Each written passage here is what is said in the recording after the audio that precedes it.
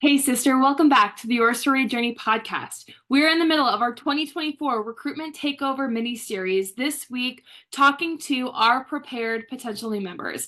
Last week, we talked to potential new members who might have a lot of questions. They might have a lot of uncertainty about what this process looks like. And our episode today is on the consequence of believing everything you hear. For our potential new members are women interested in the sorority recruitment experience and, of course, sorority membership and lifelong sisterhood who've done a little bit more research, who have maybe spent some time on YouTube or Pinterest or talking with family and friends, really scoping out what membership might look like in a sorority on the campus that you are attending this fall. And if you are a potential new member, one of those women who is either registered for recruitment or considering getting registered for recruitment on your campus, you might find yourself somewhere in the gap. You might say, Cass, I really haven't done that much research, but I know a thing or two about what it means to be in a sorority. Or you might say, I don't really know that much about being in a sorority, but I'm trying to get all of the details that I need because I've heard that this experience might help me feel like I can find a place that I really belong and am connected in college. Wherever you are, I hope that you listen to both of these episodes, the one we released about what you should wear and this one about who you should listen to, because I think both of them really serve as, while layered, they serve different elements of our sorority recruitment experience, and I think really speak to the vulnerability that we all feel navigating such an uncertain process the best we can. And regardless of who you talk to, especially those who either are or have been a member of a sorority, they have all been in your shoes. And I think that's something really important to remember. I, sitting here as the founder of a sorority educational platform, was once in your shoes, not knowing if there was a community for me on campus, a sisterhood that I was going to be able to run home to on bid day. And I navigated each day just hoping for the opportunity to be a part of something bigger than myself. And so my hope in rolling out these resources for you is that you can feel so confident going into this process that you are wanted, there is room for you in this community, and you can trust the process. But sometimes it's hard to trust the process when we have too much information or too many conflicting narratives of what membership looks like in that community. And I think that there is different kinds of relationships that we have with people giving us information about what sorority membership, or more importantly, what sorority recruitment looks like and how we should show up in that process to end up in the chapter that is right for us, quote unquote, right for us.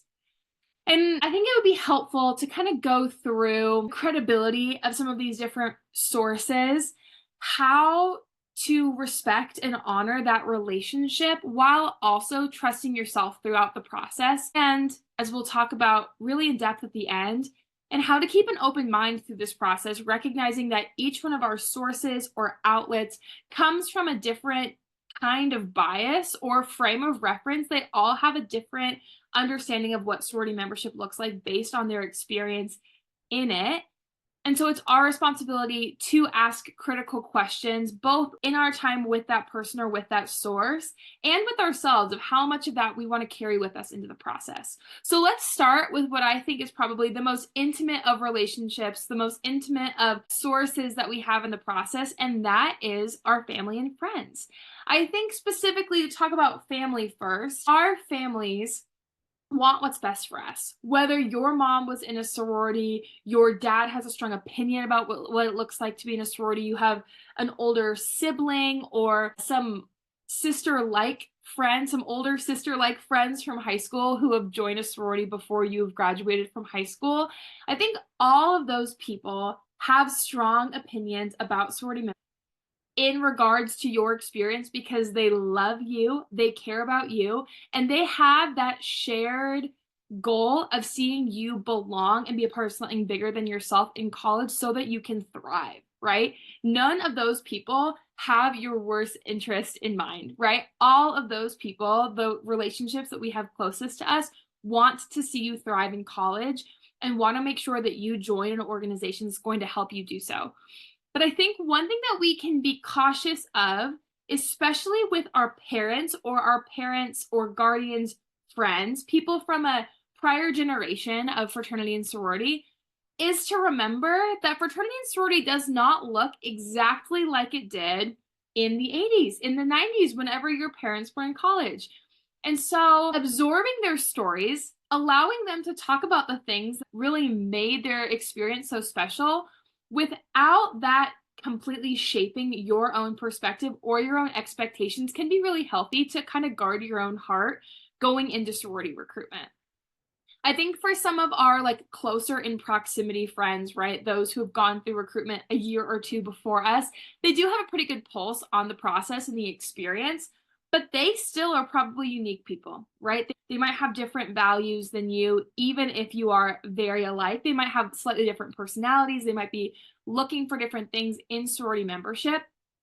They might have gone to a different college or a university where being a part of different organizations means different things or looks a little bit different. And those are also really important things to remember too, right? So, for example, one of my childhood best friend, mom's best friend's daughter was a year older than me, and she joined Kappa Kappa Gamma at Oregon State. And I remember my senior year of high school watching Ashley walk through her experience at Kappa Kappa Gamma and be exposed to different kinds of relationships. She got a big that year. She went to all these date parties. She had such an amazing experience in Kappa, and her recruitment experience meant that she only selected one organization on preference round because she wanted to be a member of Kappa Kappa Gamma that it was really important for me when I went through recruitment at Arizona State University in the same region, but with a very different campus culture than Oregon State, to go through recruitment with an open mind, recognizing that I wanted to have that connectedness and community like Ashley did, but that meant that I could find that in other chapters besides Kappa Kappa Gamma at Arizona State.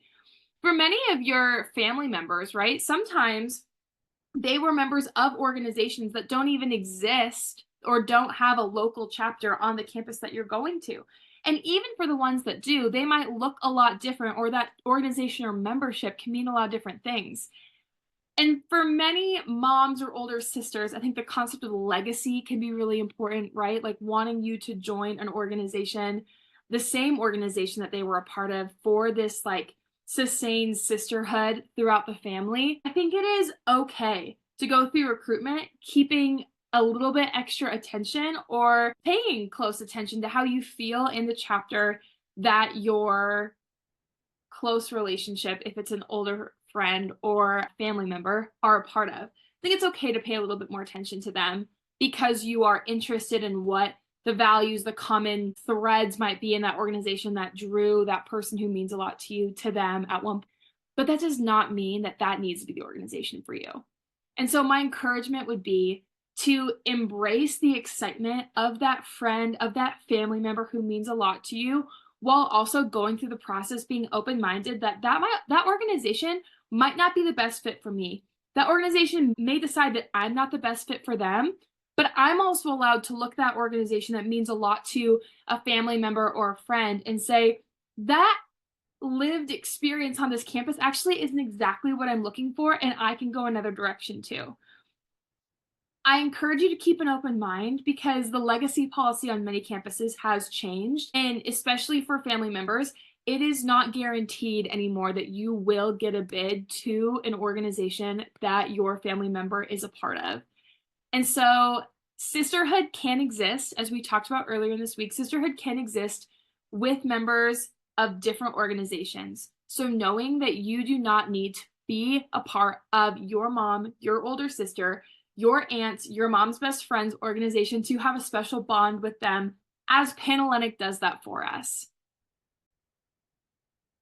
Now, on the other hand, you might have family members, older friends, older siblings who just don't have a good taste in their mouth about fraternity and sorority life, but you really want to give it a shot.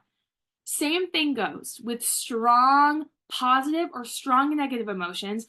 You can absorb the input and opinions of those who really matter to you with grace and kindness, but also release them before you start the process and say, hey, I appreciate your insight. I appreciate you looking out for me, but I'm going to go through this process with an open mind because this is something I'm really interested in and excited about for XYZ reasons. So know that regardless of what that person means to you or how close they are to you, it is important to honor what they have to say and give them the space to share with you the things that are really important for them to hear, while also maintaining some protection of yourself to say, I'm allowed to have I'm however many years old, 18 to 22, right? I am allowed to have my own opinions, my own beliefs, to go through this process. I think we can put a lot of pressure on ourselves, especially when we're young and we're trying to make big decisions, to do them with the ensured approval of those that we love most or do life with most. So if you're feeling really uncomfortable about either going through recruitment or making selections based on advice that you've received, or knowing that the decisions that you might make might go out of line with advice that you've received from those that you love most, it might be worth having a conversation before recruitment to say, hey, your input and your advice means a lot to me, but these are some things I've noticed about my campus or things that I have heard as I've done more research, like we'll talk about later, credible research, like on the Panhellenic or university websites or social media pages. And I don't know if that chapter is right for me, or I don't think that other clubs and organizations on campus are going to be able to give me the same experience that I'm looking for that I could find in a Panhellenic sorority.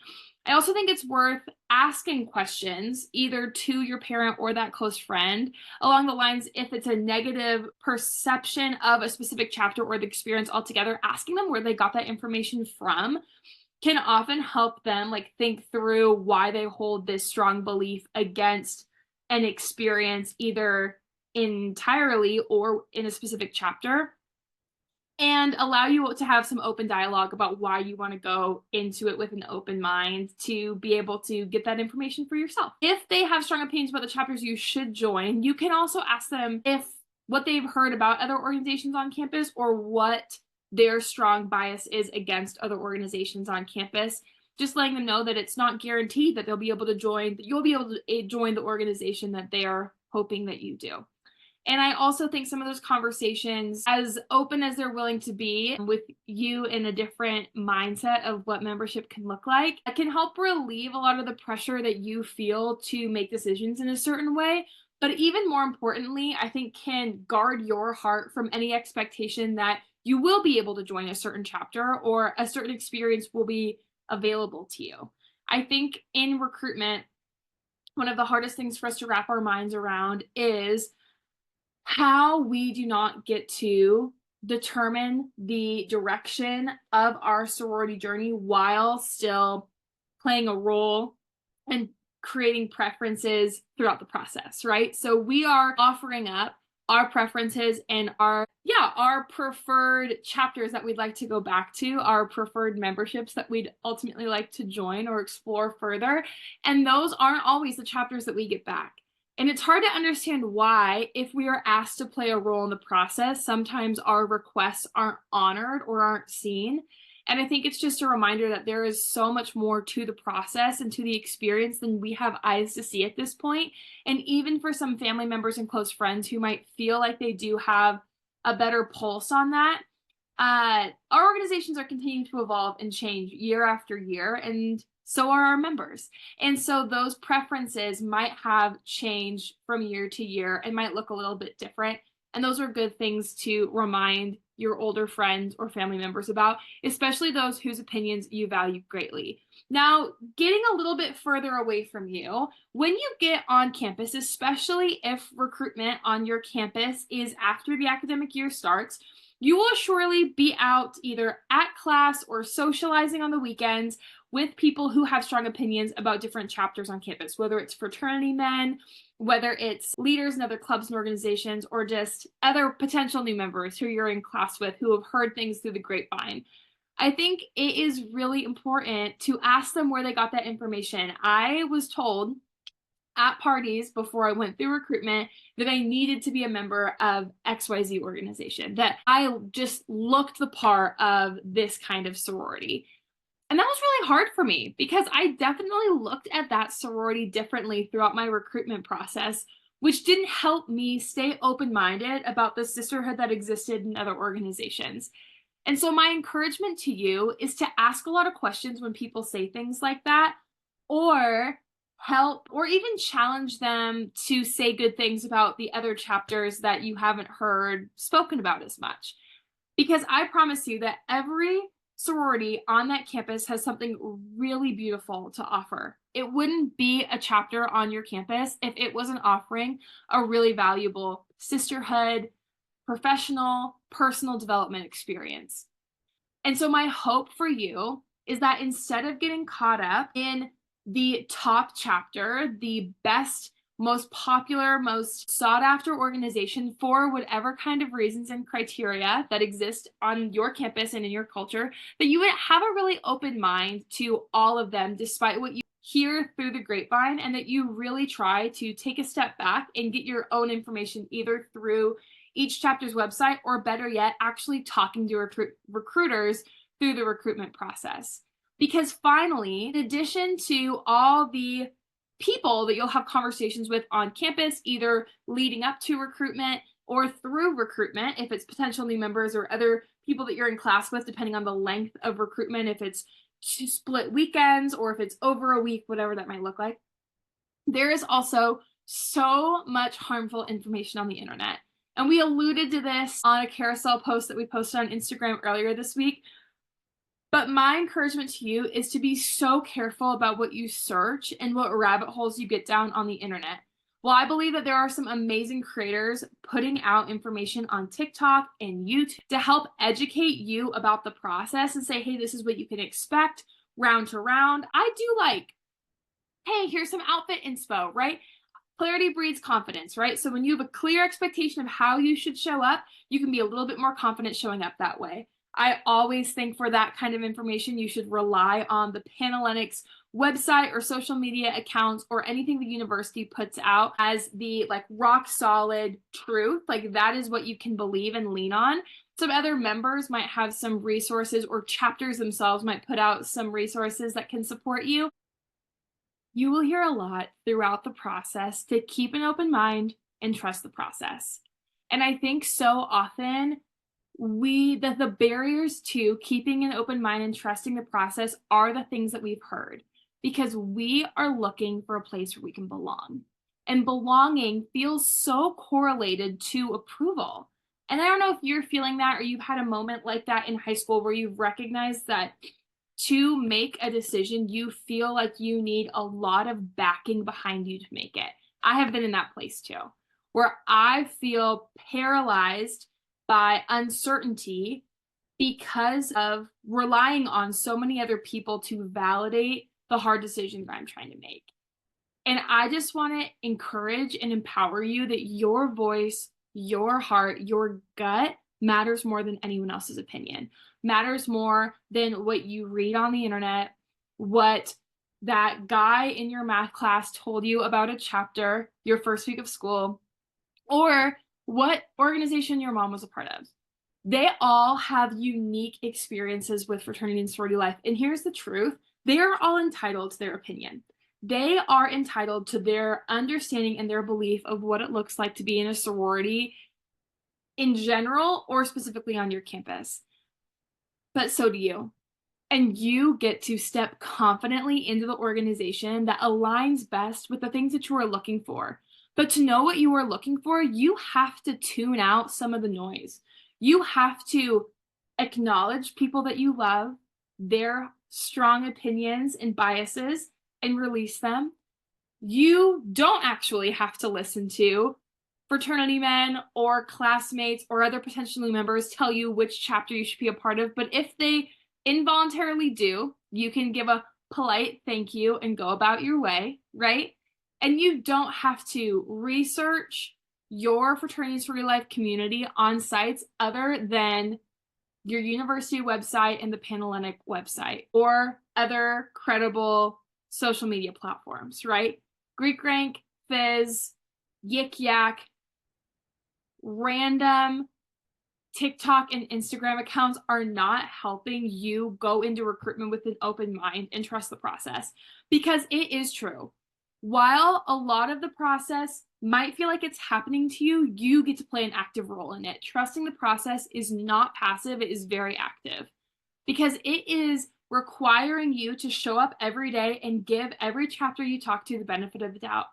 To give everyone that you've talked to throughout this process the benefit of the doubt, that they are for you in this. They just want to help you find a place that you can thrive and be really firmly rooted and established in college. And to be able to do that, you have to be able to have enough space to listen to yourself. So trusting that everyone has their best intentions for you, you can still release a lot of their opinions and biases and respectfully love, but also seek support from people who can love you and support you regardless of the decision that you make. And asking them, maybe if it's a family member who you feel like has a really strong opinion, say like, hey, you are a support person for me, and I want you to walk through this process and experience with me, but I need you to trust me through this and not insert your bias or belief. And if they are able to do that, if they are able to surrender the thing that they want you to do in exchange for you being able to do what's best for you, then that can be a person that can support you well. But at the end of the day, your recruitment counselor is someone who will stand by your side through the entire process to ensure that the decisions that you can make confidently. That the relationships that you have built with other potential new members throughout the process, members of different chapters, can be sustained regardless of where you run home. Sisterhood is so much more than just the chapter you join. It's about the other people who you get to lock arms with throughout the process. And my encouragement to you would be to have hard conversations with those that you do life with closely from home, with those that you are making strong relationships with throughout the process, and your recruitment counselor. Build yourself a support team and network, not just for recruitment, but for your sorority journey. So don't believe everything that you hear, knowing that you can trust yourself and the opinions that you have are valuable and that they matter. And my encouragement to you would be that your voice would be so much louder than other people's opinions or validation. So I'm rooting for you, sister. Please be sure to head to her sorority journey on Instagram for more resources to help you navigate your sorority journey. Good luck in recruitment.